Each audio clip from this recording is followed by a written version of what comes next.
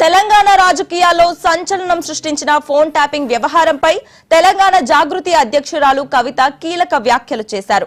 గత ప్రభుత్వ హయాంలో జరిగిన ఈ అంశంపై తనకు పూర్తి అవగాహన లేదని, అసలేం జరిగిందో తనకు తెలియదని స్పష్టం చేశారు.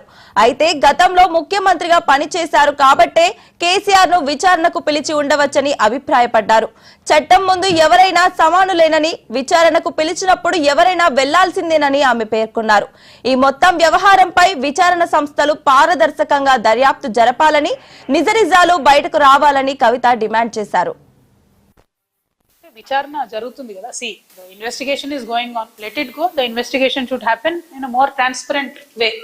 అండ్ ఎనీవే ఆనరబుల్ కేసీఆర్ గారు was the chief minister for last 10 years, so they might have called him and he will answer for it, whatever they have called. So I have nothing to do with it. I am like you, waiting for the result.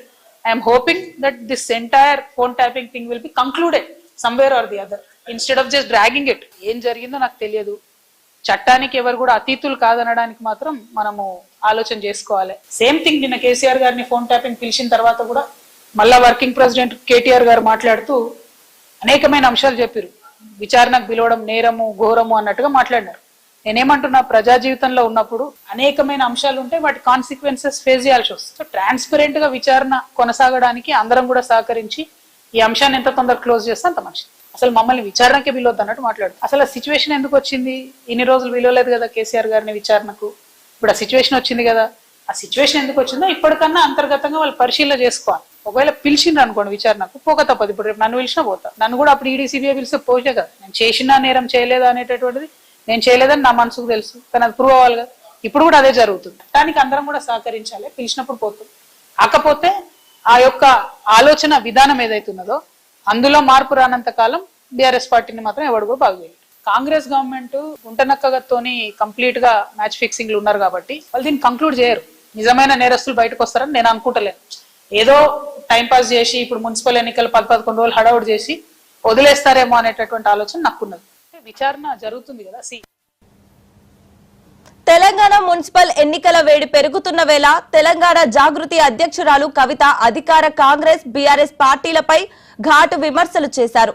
Davos పర్యటనలో CM Revanth Reddy fake కంపెనీలతో ఎంఓయూలు చేసుకున్నారని, దీనిపై యువత అప్రమత్తంగా ఉండాలని ఆమె పిలుపునిచ్చారు. ఈ ఫేక్ ఒప్పందాలపై జాగృతి తరపున పోరాటం చేస్తామని స్పష్టం చేశారు. మరోవైపు అభ్యర్థి ఎవరైనా కారు గుర్తుకే ఓటు వేయాలన్న కేటీఆర్ వ్యాఖ్యలు రాచరికపు పోకడలకు నిదర్శనమని మండిపడ్డారు. చెడ్డవారికి కూడా ఓటు వేయమని చెప్పడం ప్రజలను అవమానించడమేనని ధ్వజమెత్తారు. ఎన్నికల్లో కులం, పైసలు చూసి కాకుండా అభ్యర్థుల గుణం మరియు వారు చేసే పనిని బట్టి ఓటు వేయాలని కవిత ప్రజలకు సూచించారు. ముఖ్యమంత్రి గారు ఏదైతే ఇప్పటి వరకు 3 వరల్డ్ ఎకనామిక్ ఫోరమ్స్ పోయినారు, అట్లనే హైదరాబాద్ లో ఒక గ్లోబల్ సమ్మిట్ పెట్టిరు. సరే, దీనిలో ఇన్ని వేల కోట్లు వచ్చినాయి, పెట్టుబడులు అన్ని వేల కోట్లు వచ్చినాయని చెప్పి వారు చెప్పడం జరిగింది. పైగా మొన్న కొత్తగా మరేదో ప్రజల దగ్గర నేర్చుకోవాల్సిన పాఠాలను విస్మరించి మరి హార్వర్డ్ బిజినెస్ స్కూల్ కూడా ముఖ్యమంత్రి గారు పోవడం జరిగింది. నేను మొదటి ప్రశ్న ఏమడుగుతా ఉన్నా అంటే, మీరు పోయినటువంటి హార్వర్డ్ కెనడీ ప్రోగ్రాము మిమ్మల్ని వాళ్ళు గౌరవార్థం ఇన్వైట్ చేసిరా, లేకపోతే మీరు ఫీజు కట్టి అందులో చేరినరా? మీరు ఫీజు కట్టి అందులో చేరితే మా సింగరేణి బిడ్డల ఫీజు కట్టినరా, ప్రభుత్వం నుండి ఫీజు కట్టినరా, లేకపోతే మీరు ప్రైవేట్గా ఫీజు కట్టుకున్నారా? ఒకవేళ మీరు ప్రైవేట్గా ఫీజు కట్టుకుంటే స్వయంగా మీరు మీ కుటుంబ సభ్యులు కట్టినరా, లేకపోతే ఎవరైనా వ్యాపారవేత్తలు మీకోసం కట్టినరా?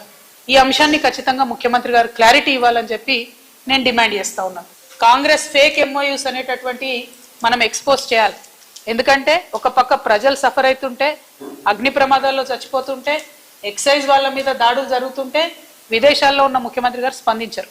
ఇంకొక పక్క 3 ఏళ్లలో 30 సార్లు విదేశాలు తిరిగి గ్లోబల్ సమ్మిట్లు 3 పెట్టి, తెలంగాణలో గ్లోబల్ సమ్మిట్ పెట్టి పెట్టుబడులు